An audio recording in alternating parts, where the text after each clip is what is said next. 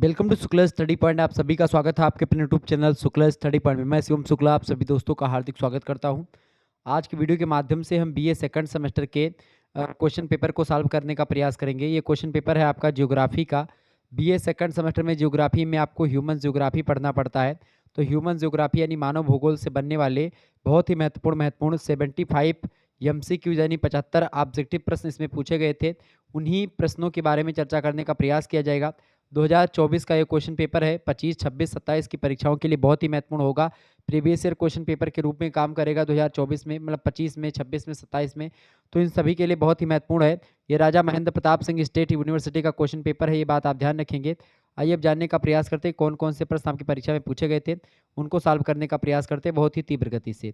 देखेंगे पहला प्रश्न आपसे पूछा गया है, मानव भूगोल मानव भूगोल भौगोलिक ज्ञान रूपी वृक्ष से सम पानित तने से प्रस्फुटित एक नवीन अंकुर है। यह कथन किसका है? तो ये कथन एक प्रकार से, देखिए इस कथन को छोड़ दीजिए, ये प्रश्न छोड़ दीजिए 1 मिनट के लिए, क्योंकि इस प्रश्न का उत्तर जो है अभी सही से मिला नहीं है। आगे देखेंगे अगला प्रश्न, बाकी सारे प्रश्नों का उत्तर आपको बताने का प्रयास किया जाएगा। अगला प्रश्न, निम्नलिखित में से कौन सी मानव भूगोल की शाखा नहीं है इनमें से? देखिए मानव भूगोल की शाखा की बात की तो आर्थिक भूगोल मानव भूगोल की शाखा है, राजनीतिक भूगोल भी मानव भूगोल की शाखा है, ठीक है। इसके अलावा अधिवास भूगोल भी मानव भूगोल की ही शाखा है। मृदा भूगोल जो है ये एक प्रकार से सोयल ज्योग्राफी, ये इसकी शाखा नहीं है मानव भूगोल की। मानव भूगोल की नहीं, ये एक प्रकार से भौतिक भूगोल की शाखा है मृदा भूगोल।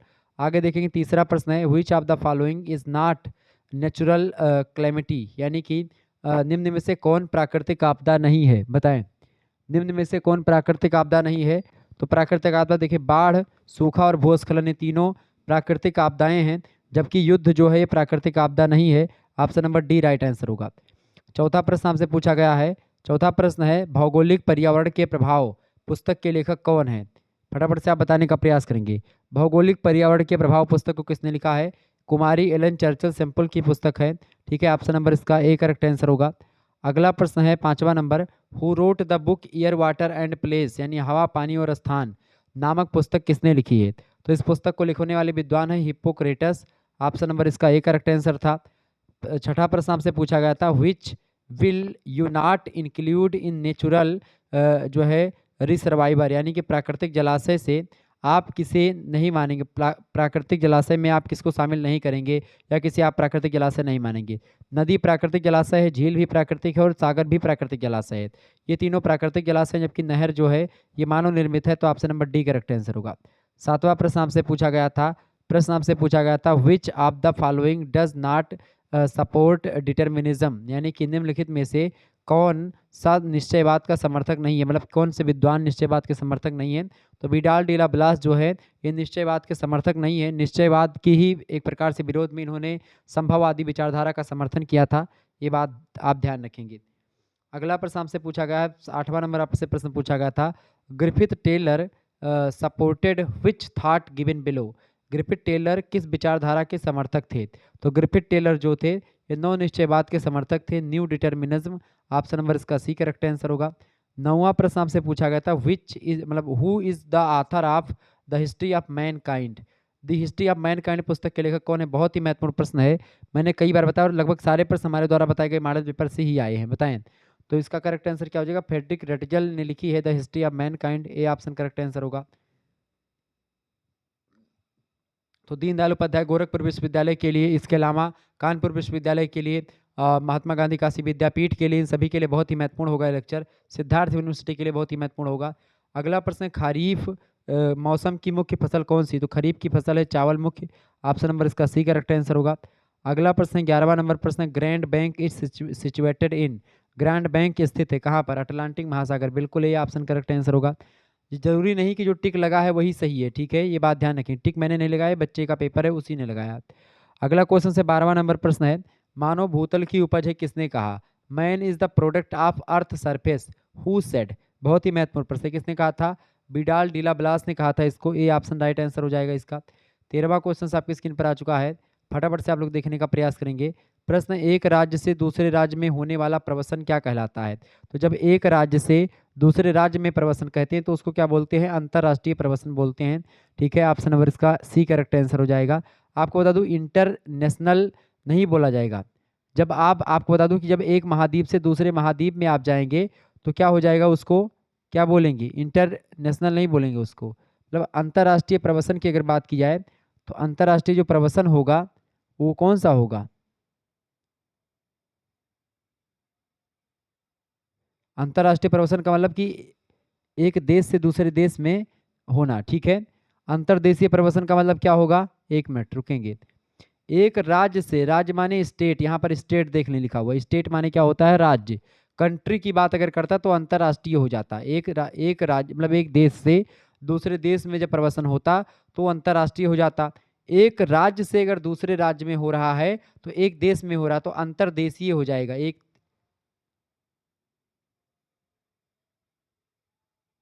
ठीक है।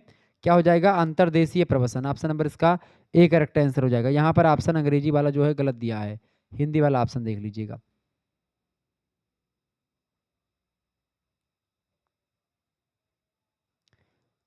आगे देखेंगे, अगला क्वेश्चन आपके स्क्रीन पर आ चुका है, 14 नंबर प्रश्न है, भिलाई नगर किस वर्ग का है, बताएं।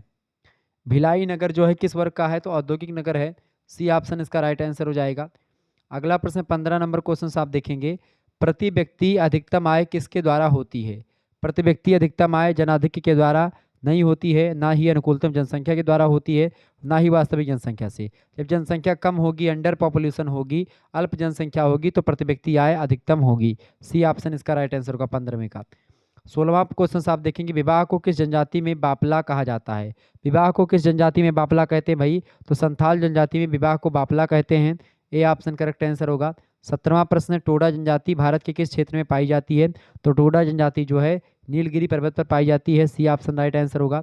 और 18वां प्रश्न आपकी स्क्रीन पर आ चुका है, राजस्थानी भाषा भारत के किस राज्य में बोली जाती है, तो राजस्थान में बोली जाती है, बी ऑप्शन करेक्ट आंसर होगा। 19 नंबर प्रश्न है, which is the most population continent in the world, विश्व में सर्वाधिक जनसंख्या वाला महाद्वीप कौन सा है, एशिया महाद्वीप है अपना, option number C right answer हो जाएगा। अगला क्वेश्चन आप देखिएगा, 20वां नंबर प्रश्न है, पुराण साहित्य के अनुसार गंगा नदी का मतलब गंगा नदी बहती थी, कहाँ से बहती थी, तो तिब्बत में मानसरोवर झील से, ए ऑप्शन इसका करेक्ट आंसर हो जाएगा। अच्छा, पुराणों में ये बताया गया है क्योंकि मानसरोवर पर वहीं पर भगवान शंकर का पर्वत है कैलाश, वहीं पर कैलाश मानसरोवर से ही, क्योंकि भगवान शंकर के जो है सर से ही गंगा जी निकलती है, भगवान शंकर के जो है भगवान शंकर ने अपने आप में समाहित कर लिया था, उसके बाद में फिर वहीं से गंगा जी को छोड़ दिया था, फिर वहीं से बहने लगी थी। तो तिब्बत मानसरोवर झील, मतलब गौमुखी के पास से गंगोत्री ग्लेशियर, ये तो आपका आधुनिक है, ये जो एक प्रकार से निकला है वो, बाकी तिब्बत मानसरोवर पुराणों के अनुसार माना जाता है। 21 नंबर क्वेश्चन से, 5 खंडों की पुस्तक कॉस्मॉस किसने लिखी है, तो बिल्कुल अलेक्जेंडर वान हमबोल्ट ने ही लिखी है, बी ऑप्शन इसका राइट आंसर हो जाएगा, 21 का बी ऑप्शन। नेक्स्ट क्वेश्चन आप देखेंगे, 22 नंबर प्रश्न है, विच स्कूल ऑफ ज्योग्राफी जो है रिलेटेड विथ पॉसिबिलिज्म, भूगोल के किस संप्रदाय का संबंध संभववाद से है, तो फ्रेंच संप्रदाय का, option number B right answer हो जाएगा। अगला प्रश्न 23 नंबर क्वेश्चन आप देखेंगे, अधिक जनसंख्या की स्थिति को परिवार द्वारा नियंत्रित किया जाता है, बताएं, परिवार नियोजन के द्वारा, ऑप्शन नंबर इसका ए करेक्ट आंसर होगा। अगला क्वेश्चन आपके स्क्रीन पर आ चुका है, 24 नंबर क्वेश्चन है, तटों के किनारे कौन से अधिवास पाए जाते हैं, तटों के किनारे प्रायः रेखीय अधिवास पाए जाते हैं, option number B right answer हो जाएगा। अगला प्रश्न है 25 नंबर, निम्नलिखित में से कौन सा पठारी भाग है, नागपुर पठारी भाग है, ठीक है, ए ऑप्शन करेक्ट आंसर होगा। 26 नंबर प्रश्न आपसे पूछा गया था, द राइटर नो हाउस आप जो है स्कीम्यूज आर कॉल्ड, स्कीमो की सर्दी बर्फ के जो घर होते हैं उनको इग्लू कहा जाता है, बर्फ के घर बनाए जाते हैं, बी ऑप्शन करेक्ट आंसर हो जाएगा। अगला प्रश्न 27 नंबर है, प्रश्न आपकी स्क्रीन पर पूछ लिया गया है, which is the largest tribe इन उड़ीसा, उड़ीसा में सबसे बड़ी जनजाति कौन सी है, तो उड़ीसा की सबसे बड़ी जनजाति जो है वो कौन सी भाई, फटाफट से आप लोग बताने का प्रयास करेंगे। उड़ीसा की सबसे बड़ी जनजाति कौंथा, ऑप्शन नंबर इसका बी करेक्ट आंसर हो जाएगा।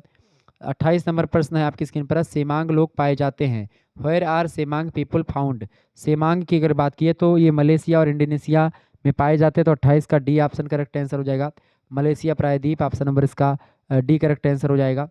अगला क्वेश्चन है 29 मलेशिया प्रायद्वीप में पाए जाते हैं बेसिकली। अगला प्रश्न है, ग्रिफिथ टेलर ने मानव प्रजातियों को कितने वर्गों में बांटा है, Griffith Taylor has divided human race in how many categories, तो उन्होंने 7 प्रकार से बांटा है, 7 भागों में विभाजित किया है मानव प्रजातियों को, 29 नंबर का ए ऑप्शन करेक्ट आंसर होगा। 30 नंबर क्वेश्चन आपके स्क्रीन पर आ चुका है, व्हाट इज द मैन का food main food of Naga tribes. Naga जनजाति का मुख्य भोजन क्या है? नागा जनजातियों का मुख्य भोजन है चावल, मांस और चावल की शराब। डी ऑप्शन इसका राइट आंसर हो जाएगा। अगला प्रश्न 31 नंबर प्रश्न है, टुंड्रा प्रदेशों में मकान जो होते हैं कैसे बनाए जाते हैं? तो टुंड्रा प्रदेश जो होते हैं उनमें मकान जो होते हैं बर्फ के बनाए जाते हैं। जो इग्लू वाला बर्फ होता है टुंड्रा प्रदेशों में बनता है, इग्लू वाला जो बर्फ का मकान। अगला प्रश्न 32 नंबर प्रजाति शब्द का प्रयोग सर्वप्रथम किसने किया था? तो प्रजाति शब्द का जो सर्वप्रथम प्रयोग किया था वो 1686 में किया गया था। किसके द्वारा? जॉन रे के द्वारा किया गया था। किसके द्वारा? जॉन रे के द्वारा किया गया था, और इसमें ऑप्शन में दिया नहीं गया है, तो ये ध्यान रखेंगे, ठीक है, मतलब जॉन रे के द्वारा किया गया था। अगला प्रश्न है, तो यानी क्वेश्चन में ऑप्शन गलत है। अगला प्रश्न, बुशमैन का पेशा मूल रूप से कौन सा है, बताएं। बुशमैन का पेशा होता है आखेट यानी शिकार, हंटिंग करना, सी ऑप्शन।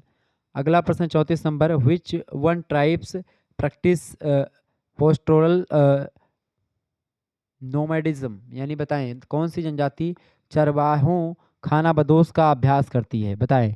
करेक्ट आंसर क्या हो जाएगा इसका? बिल्कुल C option, pygmies right answer.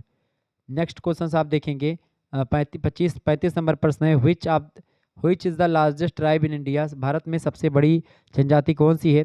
तो भील जनजाति भारत की सबसे बड़ी जनजाति, ए ऑप्शन करेक्ट आंसर होगा। 36 नंबर प्रश्न है, गोंड जनजाति किस प्रदेश की प्रमुख जनजाति है, बताएं। 36 का करेक्ट आंसर क्या हो जाएगा? गोंड जनजाति मध्य प्रदेश की सबसे बड़ी जनजाति है, ठीक है, सबसे प्रमुख जनजाति मध्य प्रदेश की है गोंड, सी ऑप्शन। अगला प्रश्न 37 नंबर, भारत में जनसंख्या विस्फोट का चरण है। भारत में जनसंख्या विस्फोट का चरण कौन सा होता है? उच्च जन्म दर और उच्च गिरती हुई, मतलब उच्च उच्च किंतु गिरती हुई मृत्यु दर, बी ऑप्शन इसका राइट आंसर हो जाएगा। अगला प्रश्न आपकी स्क्रीन पर आ चुका है 38 नंबर क्वेश्चन आप देखेंगे, रटजल किस विचारधारा के समर्थक थे? Ratzel supported which thought given below, बताएं। रटजल की अगर बात की जाए तो रटजल निश्चयवाद के समर्थक थे, डिटर्मिनिज्म के, option number A correct answer होगा। 39 नंबर प्रश्न है, who used word possibilism first time. संभवा शब्द का प्रयोग सर्वप्रथम किसने किया था? संभवा शब्द का प्रयोग किसने किया था भैया? संभवा शब्द का प्रयोग किसके द्वारा किया गया था? तो ये किया गया था लुसियन फैब्रे के द्वारा, option number B right answer हो जाएगा। अगला प्रश्न है 40 नंबर, which is the tribe of the Bihar. निम्न में से कौन सी जनजाति बिहार में पाई जाती है, बताएं। बिहार में कौन सी जनजाति पाई जाती है? संथाल जनजाति पाई जाती है, ऑप्शन नंबर इसका बी करेक्ट आंसर हो जाएगा। अगला प्रश्न 41 नंबर, इग्लू किस क्षेत्र में पाए जाते हैं? Igloo are found in the religion, मतलब रीजन, बताएं। इग्लू किस क्षेत्र में पाए जाते हैं? 41 का करेक्ट आंसर क्या हो जाएगा? इग्लू जो होते हैं वो किस क्षेत्र में पाए जाते हैं? टुंडा प्रदेशों में, ऑप्शन नंबर ए राइट आंसर हो जाएगा इसका। तो ये सब प्रश्न बहुत ही महत्वपूर्ण है आपकी परीक्षा की दृष्टि से, ध्यान रखेंगे, ऐसे ही प्रश्न आपकी परीक्षा में आते रहते हैं, ठीक है। चलें, प्रश्न है अगला 42 नंबर, शिकार करने का हारपून नामक यंत्र किसके द्वारा इस्तेमाल किया जाता है, बताएं। 42 का करेक्ट आंसर क्या हो जाएगा? शिकार करने का जो हारपून नामक यंत्र है किसके द्वारा इस्तेमाल किया जाता है? तो क्या आता है किसके द्वारा इसमें इस्तेमाल? एस्किमो जनजाति के द्वारा, बी ऑप्शन इसका राइट आंसर हो जाएगा 42 का। अगला क्वेश्चन आप देखेंगे 43 नंबर प्रश्न है, where agriculture is called ladang. किस कृषि को लदांग कहा जाता है, मतलब कि कृषि को लदांग कहाँ पर कहा जाता है, बताएं। 43 का करेक्ट आंसर क्या हो जाएगा? बी ऑप्शन, मलेशिया में जो स्थानांतरणशील कृषि होती है उसको लदांग कहा जाता है। अगला प्रश्न 44 नंबर, गहन निर्वाह कृषि है, तो श्रम गहन कृषि है ये, ठीक है, लेबर इंटेंसिव कृषि है, डी ऑप्शन। अगला प्रश्न 45 नंबर, how many language are specified in the constitution of India. भारत के संविधान में कितनी भाषाओं का उल्लेख है? 22 भाषाओं के उल्लेख किया गया है, option number A correct answer होगा। अगला क्वेश्चन है 46 number, how many culture religion are there in the world. विश्व में कितने सांस्कृतिक प्रदेश हैं? विश्व में कितनी सांस्कृतिक प्रदेश हैं भैया? तो 7 उप सांस्कृतिक प्रदेशों के बारे में बताएगा, सी ऑप्शन करेक्ट आंसर होगा। 47 नंबर प्रश्न, major cases of diffusion are. विसरण के प्रमुख कारण है प्राकृतिक, आर्थिक और सांस्कृतिक, के तीनों कारण, ऑप्शन नंबर डी उपरोक्त सभी, all of these. Next question से 48 नंबर प्रश्न देखेंगे, who is the author of principles of human geography. Principles of human geography पुस्तक के लेखक कौन है? प्रिंसिपल्स ऑफ ह्यूमन ज्योग्राफी पुस्तक को लिखा है किसने? हंटिंगटन ने, ठीक है, ऑप्शन नंबर इसका डी राइट आंसर हो जाएगा, हंटिंगटन। 48 का करेक्ट आंसर क्या हो जाएगा? D option. नेक्स्ट क्वेश्चन से 49 number, stop and go determinism is known as. रुको और जाओ निश्चयवाद को किस नाम से और जानते हैं? तो इसको नव निश्चयवाद के नाम से जानते हैं, new determinism, B option right answer होगा। अगला प्रश्न 50 नंबर देखेंगे, प्रश्न आपकी स्क्रीन पर आ चुका है, which is the tribes of India, निम्नलिखित में से कौन सी उत्तरी मतलब कौन सी जनजाति भारत में पाई जाती है, बताएं कौन सी जनजाति भारत में पाई जाती है। तो भील जनजाति भारत में पाई जाती है, इनमें से option number D correct answer होगा। अगला क्वेश्चन से 51 नंबर क्वेश्चन आप देखेंगे, कहाँ मतलब कहीं भी आवश्यकताएं नहीं है अपितु सर्वत्र संभावनाएं होती हैं, यह कथन किसका है, बताएं। तो यह कथन किसका है भैया, यह कथन किसने कहा था, बिल्कुल फेब्रे का है, लुसियन फेब्रे का। ऑप्शन नंबर इसका बी करेक्ट आंसर हो जाएगा, 51 का बी ऑप्शन। नेक्स्ट क्वेश्चन आप देखेंगे, 52 नंबर प्रश्न आपसे पूछा गया था, निम्नलिखित में से कौन सा तत्व जनसंख्या वितरण को सर्वाधिक प्रभावित करता है, बताएं। जनसंख्या वितरण को सर्वाधिक प्रभावित कौन सा वो करता है तत्व, फटाफट से आप बताएंगे। 52 नंबर का करेक्ट आंसर क्या हो जाएगा, बी ऑप्शन जलवायु, climate, B option correct answer होगा। 53 नंबर प्रश्न, the book entitled as anthropogeography was written by, anthropogeography नामक पुस्तक किसके द्वारा लिखी गई है। एंथ्रोपोजोग्राफी पुस्तक को किसने लिखा है, फ्रेडरिक रेटजल ने लिखा है, सी ऑप्शन इसका राइट आंसर होगा। अगला क्वेश्चन आप देखेंगे, 54 नंबर प्रश्न है, हु रोट द बुक अर्धकुंडे, अर्धकुंडे की पुस्तक किसने लिखी है। अर्धकुंडे पुस्तक के लेखक कौन है, बिल्कुल कार्ल लिटर के द्वारा लिखी गई, बी ऑप्शन इसका करेक्ट आंसर होगा। 55 नंबर प्रश्न है, which of the following branches of geography is not a branch of human geography, निम्नांकित में से कौन सी शाखा मानव भूगोल से संबंधित नहीं है। 55 नंबर का करेक्ट आंसर क्या हो जाएगा, ए ऑप्शन भू आकृति विज्ञान is right answer. Next question आप देखेंगे, 56 नंबर क्वेश्चन है, who propounded optimum population theory, अनुकूलतम जनसंख्या सिद्धांत का प्रतिपादन किसने किया था, एडविन कैनन के द्वारा किया गया है, ऑप्शन नंबर इसका ए करेक्ट आंसर हो जाएगा। ठीक है, अनुकूलतम जनसंख्या का सिद्धांत किसके द्वारा किया गया है, एडविन कैनन के द्वारा। तो 56 नंबर का option number A correct answer होगा। अगला प्रश्न 57 number, the tribes found in Kalahari dessert is, Kalahari मरुस्थल में पाई जाने वाली जनजाति कौन सी है, कालाहारी मरुस्थल में कौन सी जनजाति पाई जाती है, बुशमैन, ऑप्शन नंबर इसका ए करेक्ट आंसर होगा। 58 नंबर क्वेश्चन आप देखेंगे, बहुत ही जबरदस्त प्रश्न है परीक्षा की दृष्टि से, मानव भूगोल क्रियाशील मानव और अस्थिर पृथ्वी के परिवर्तनशील संबंधों का अध्ययन है। ये कथन बहुत ही फेमस और मैंने कई बार इसको समझाया है। कुमारी एलन चर्चिल सैंपल जो कि अमेरिका की भूगोलविद्ता थी, रेटजल की शिष्या हैं ये, इन्होंने मिस एलन चर्चिल सैंपल, इन्होंने ही एक प्रकार से इस कथन को कहा था कि मानव भूगोल क्रियाशील मानव और अस्थिर पृथ्वी के मतलब परिवर्तनशील संबंधों का अध्ययन है। 59 नंबर क्वेश्चन आपके स्क्रीन पर आ चुका, Masai are the resident of, Masai लोगों का निवास क्षेत्र क्या है, मसाई लोगों का निवास क्षेत्र क्या है, पूर्वी अफ्रीका, ऑप्शन नंबर इसका ए करेक्ट आंसर हो जाएगा। नेक्स्ट क्वेश्चन से 60 नंबर प्रश्न है, मानव प्रजातियों का वर्गीकरण सर्वप्रथम किसने किया था, मानव प्रजातियों का वर्गीकरण सर्वप्रथम किसने किया था, वर्नियर ने किया था, ऑप्शन नंबर इसका सी करेक्ट आंसर होगा 60 नंबर का। अगला प्रश्न 61 नंबर क्वेश्चन है, आदिमानव का प्रमुख व्यवसाय क्या था, आदिमानव का जो प्रमुख व्यवसाय है क्या है भाई, फटाफट से आप बताएंगे। आदिमानव का प्रमुख व्यवसाय बिल्कुल आखेट यानी शिकार करना, hunting, A option right answer हो जाएगा। 62 नंबर क्वेश्चन है, world environment day is celebrated on, विश्व पर्यावरण दिवस 5 जून को मनाया जाता है, सी ऑप्शन इसका करेक्ट आंसर था। 63 नंबर प्रश्न आपसे पूछा गया था, हु रोट एंथ्रोपोजोग्राफी, एंथ्रोपोजोग्राफी किसने लिखी है, फ्रेडरिक रेटजल ने लिखी है, option number B correct answer हो जाएगा 63 का आपका बी ऑप्शन राइट आंसर हो जाएगा। अगला क्वेश्चन आपकी स्क्रीन पर आ चुका है, प्रश्न है, पार्थिव एकता का सिद्धांत किसने प्रतिपादित किया था, बताएं। पार्थिव एकता का सिद्धांत जो प्रतिपादित किया था, बताएं। पार्थिव एकता का सिद्धांत किसके द्वारा प्रतिपादित किया गया था, वान हम्बोल्ट के द्वारा प्रतिपादित किया गया था, बी ऑप्शन राइट आंसर हो जाएगा। 64 का आपका बी ऑप्शन करेक्ट आंसर होगा। अगला क्वेश्चन आप देखेंगे, 65 नंबर क्वेश्चन है, प्रश्न है, निम्नांकित में से या निम्नलिखित में से भौतिक वातावरण का तत्व कौन सा नहीं है, भूमि का रूप, मिट्टियाँ, खनिज पदार्थ से भौतिक तत्व के हैं, बस्तियाँ जो हैं ये एक प्रकार से भौतिक पर्यावरण वातावरण में नहीं आती। अगला प्रश्न आपकी स्क्रीन पर है, Griffith Taylor is associated with, Griffith Taylor का संबंध है, ग्रिफिथ टेलर का संबंध किससे है, नव निश्चयवाद से है, न्यू डिटर्मिनिज्म से है, सी ऑप्शन राइट आंसर होगा।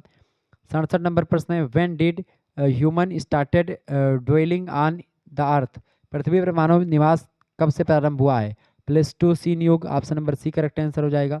अगला क्वेश्चन है, the dweller coming from outside is called, बाहर से आने आकर बसने वाले को आप्रवासी बोलते हैं, इमिग्रेशन और मतलब इमिग्रेशन और इमिग्रेशन उत्प्रवासी होते हैं, यानी कि यहाँ से जाए, आप्रवास और उत्प्रवास, उत्प्रवास मतलब जब आपके देश से कोई दूसरे देश में जाकर के बसे, ठीक है, तो उसको बोलेंगे उत्प्रवास, और दूसरे देश से अगर आकर के अगर भारत में बसे तो क्या हो जाएगा, आप्रवास हो जाएगा। ठीक है, आगे देखेंगे। अगला प्रश्न है आपका 69 नंबर क्वेश्चन आप देखेंगे, प्रश्न है, इनमें से कम जनसंख्या का सकारात्मक प्रभाव नहीं है? यानी कि पर्याप्त रोजगार सकारात्मक प्रभाव है, और कम पर्यावरण क्षरण ये भी सकारात्मक है। गरीबी का निम्न स्तर, गरीबी का निम्न स्तर जो होता है, गरीबी का स्तर जो है वो निम्न हो जाना, ये गरीबी का स्तर निम्न हो जाना का मतलब समझ रहे हैं ना। गरीबी का स्तर अगर उच्च होता तो नकारात्मक होता, आप लोग इसको समझ नहीं पाए इसीलिए गलत करके आए हैं। गरीबी का स्तर निम्न, निम्न गरीबी का स्तर मतलब क्या होता है, गरीबी कम हो जाए, गरीबी कम हो जाए, ऐसा नहीं गरीब बहुत ज़्यादा हो जाए, गरीब बहुत ज़्यादा नहीं, गरीबी का निम्न स्तर, ये भी सकारात्मक जनसंख्या का एक प्रकार से, कम जनसंख्या का प्रभाव है। कम करदाता, ये एक प्रकार से थोड़ा सा नकारात्मक पॉइंट ऑफ व्यू है इसका, तो इसका बी ऑप्शन करेक्ट आंसर था। लेकिन आप लोगों ने क्या लगा दिया, डी लगा दिया, गलत कर दिया, डी लगा दिया। क्यों? चूंकि यहाँ पर आप देखेंगे लोअर लेवल ऑफ पॉवर्टी, ठीक है, यानी कि गरीबी का निम्न स्तर का सीधा सीधा मतलब यहाँ पर क्या होता है कि गरीबी का स्तर जो है वो घट जाए, यानी किसी देश में गरीबी का स्तर एक उच्च होता है, यानी बहुत ज़्यादा गरीबी है उसको उच्च स्तर बोलते हैं। गरीबी का निम्न स्तर का मतलब होता है गरीबी बहुत कम है, ठीक है, तो वो आपका इसका बी ऑप्शन राइट आंसर होगा 69 का। अगला प्रश्न 70 नंबर, उस देश का चयन कीजिए जहाँ से सबसे अधिक प्रवासी भारत में आते हैं, तो लगभग बांग्लादेश से बहुत ज़्यादा आते हैं, बी ऑप्शन इसका करेक्ट आंसर हो जाएगा। अगला प्रश्न 71 नंबर देखेंगे, ग्रामीण अधिवासों में किस प्रकार के व्यवसायों की प्रधानता रहती है? प्राथमिक व्यवसायों की प्रधानता रहती है, प्राइमरी। अगला क्वेश्चन है 72 number, name of the country, name the country with 100% urban population, 100% नगरीय जनसंख्या वाले देश का क्या नाम है? सिंगापुर, राइट आंसर हो जाएगा ये ऑप्शन, बहुत बढ़िया प्रश्न। अगला क्वेश्चन आपके स्क्रीन पर आ चुका है 73 number, which of the following is factor of migration, निम्न में से कौन प्रवास के कारण है, बताएं। प्रवास के कारण कौन से हैं इनमें से? देखिए उपरोक्त तो सभी, option number D right answer हो जाएगा। अगला प्रश्न 74 नंबर प्रश्न है, पुराणों का भूगोल नामक पुस्तक किसने लिखी है? पुराणों का भूगोल किसने लिखा है? एस.एम. अली ने लिखी है, ए ऑप्शन राइट आंसर होगा। और 75 नंबर प्रश्न आपसे पूछा गया था, प्रवास के आकर्षण के कारकों में कौन शामिल नहीं है, बताएं। प्रवास के आकर्षण के कारकों में कौन शामिल नहीं है? तो कौन शामिल नहीं भैया? रहन सहन का निम्न स्तर, ऑप्शन नंबर इसका सी राइट आंसर हो जाएगा। ये प्रश्न आपकी परीक्षा की दृष्टि से बहुत महत्वपूर्ण थे, ध्यान रखिएगा इन प्रश्नों को। तो लगभग इतने प्रश्न आपसे पूछे गए थे, 75 क्वेश्चंस। अगर आपको को करिकुलर कोर्स से रिलेटेड वीडियो देखनी है तो आप जो है हमारे दूसरे चैनल को करिकुलर मास्टर को सब्सक्राइब कर लीजिएगा। को करिकुलर मास्टर यूट्यूब चैनल की लिंक जो होगी वो डिस्क्रिप्शन बॉक्स में मैं दे दूंगा। अगर आप सर्च करेंगे को करिकुलर मास्टर तो हमारा चैनल आपको ऊपर मिल जाएगा, आप उसको सब्सक्राइब कर लीजिएगा, बहुत ही महत्वपूर्ण है आपके को करिकुलर परीक्षाओं की तैयारी के लिए। धन्यवाद, मिलती है फिर नेक्स्ट वीडियो में, तब तक के लिए जय हिंद जय भारत। आप सभी का बहुत बहुत धन्यवाद हमारे से जुड़ने के लिए।